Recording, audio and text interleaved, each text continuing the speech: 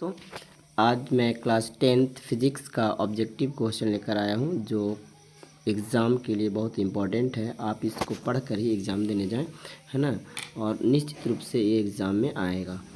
तो स्टार्ट करते हैं। स्क्रीन पर दिख रहा है कि एसआई मात्रक, है ना।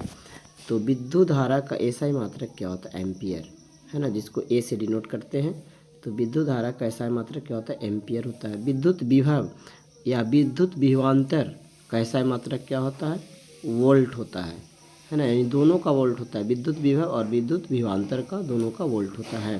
प्रतिरोध का एसआई मात्रक ओम होता है और प्रतिरोधकता का एसआई मात्रक ओम मीटर होता है ना। याद रखेंगे, प्रतिरोध का ओम होता है और प्रतिरोधकता का ओम मीटर होता है ना। ओम मीटर होता है। उसके बाद जो है विद्युत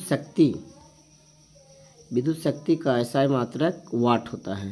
विद्युत शक्ति का एसआई मात्रक वाट होता है। आवेश का एसआई मात्रक कूलाम होता है। आवेश का एसआई मात्रक क्या होता है? कूलाम होता है।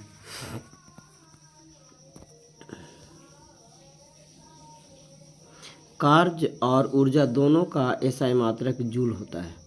कार्य का भी एसआई मात्रक जूल होता है और ऊर्जा का भी एसआई मात्रक जूल होता है। बल का एसआई मात्रक न्यूटन होता है। बल का एसआई मात्रक न्यूटन होता है। प्रतिरोधकता का एसआई मात्रक ओम मीटर होता है, जस्ट अभी बताए थे, है ना। प्रतिरोधकता का एसआई मात्रक ओम मीटर होता है। लेंस की क्षमता का एसआई मात्रक डायोप्टर होता है। लेंस की क्षमता का एसआई मात्रक डायोप्टर होता है।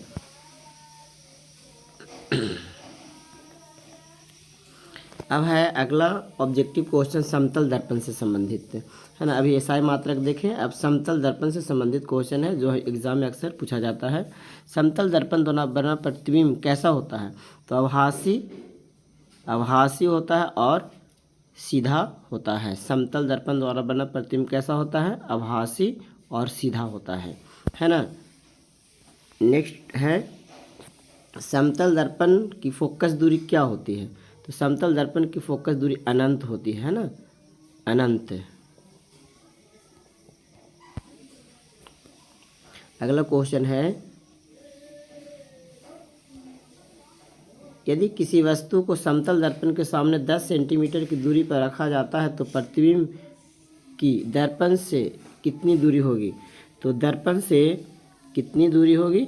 तो याद रहे कि जितना आगे होगा वस्तु उतना ही पीछे उसका प्रतिबिंब का दूरी हो जाएगा दर्पण से, है ना। तो 10 सेंटीमीटर वस्तु की दूरी था आगे, तो दर्पण से पीछे जो है प्रतिबिंब की दूरी हो जाएगा उतना ही, है ना। तो 10 सेंटीमीटर आंसर हो जाएगा, है ना, यानी कि ऑप्शन नंबर ए।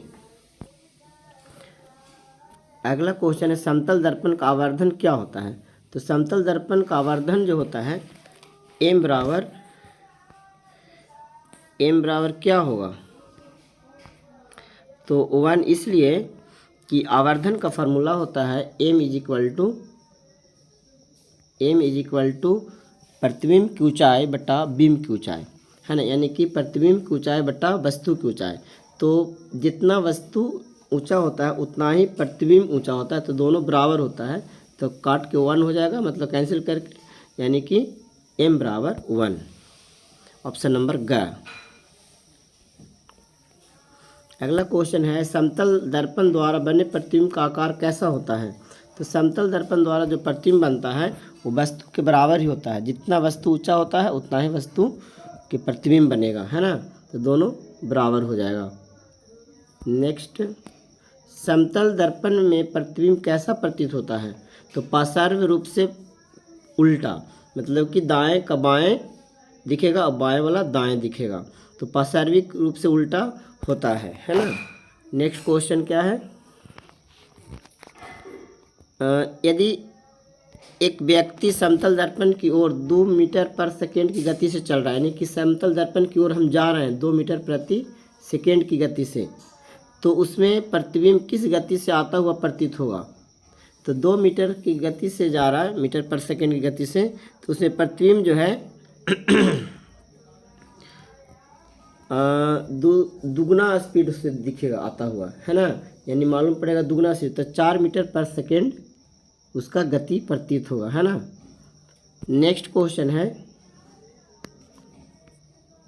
दो समतल दर्पण एक दूसरे के समांतर में रखा जाता है, यानी कि दो समतल दर्पण है जो एक दूसरे के समांतर में रखा जाता है। ऐसे एक समतल दर्पण है, एक ऐसे समतल दर्पण है, तो दोनों को जो समांतर रखा जाएगा और एक बीच में वस्तु रख दी जाए तो प्रतिबिंब की संख्या कितनी होगी।